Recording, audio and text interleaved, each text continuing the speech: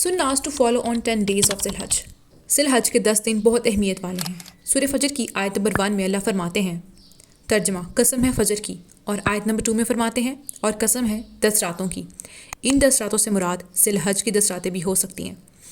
سورہ بقرہ کی آیت نمبر 203 میں اللہ فرماتے ہیں ترجمہ اور قیام منا کے دنوں میں جو گنتی کے دن ہیں خدا کو یاد کرو. اسی لیے وی شوڈ انکریز آر عبادات.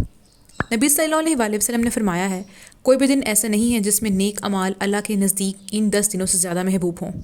اور کچھ سنتے ہیں جو ہمیں ان دنوں میں فالو کرنی چاہیے، جس میں پہلے نمبر پر ہے اللہ کا ذکر کرنا، کیونکہ مکہ مکرمہ میں دن رات ہر حاجی کی زبان پر اللہ کا ذکر رہے گا. اسی لیے جو لوگ حج نہیں کر رہے ان کو بھی چاہیے کہ وہ ان 10 دنوں میں اللہ کا ذکر کریں.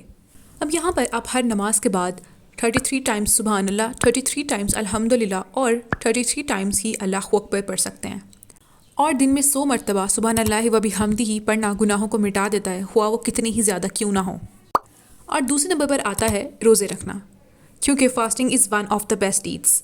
ایک حدیث ہے جس میں اللہ تعالیٰ فرماتے ہیں ابن آدم کے تمام اعمال اس کے لیے ہیں سوائے روزے کے جو میرے لیے ہے اور میں ہی اس کی جزا دوں گا. مگر اگر آپ کسی وجہ سے ان 10 دنوں میں روزہ نہیں رکھ پا رہے تو try to fast on the day of عرفہ یعنی 9 ذی الحج. جس طرح لیلۃ القدر ساری راتوں میں سب سے زیادہ برکت والی رات ہے، اسی طرح عرفہ کا دن پورے سال کے دنوں میں سے سب سے زیادہ برکت والا دن ہے.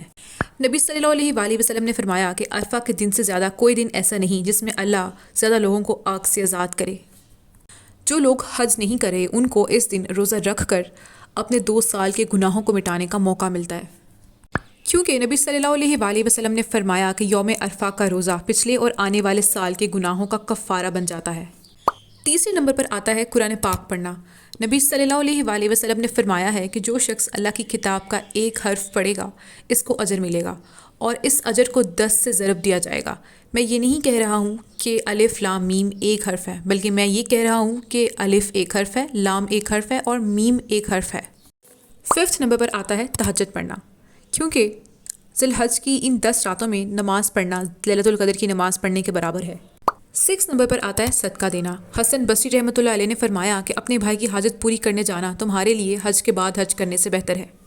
یعنی اگر آپ نے ایک دفعہ حج کر لیا ہے تو دوسری دفعہ بجائے اس کے کہ آپ حج کے لیے جائیں، اس سے بہتر ہے کہ آپ کسی ضرورت مند کی مدد کرتے ہیں.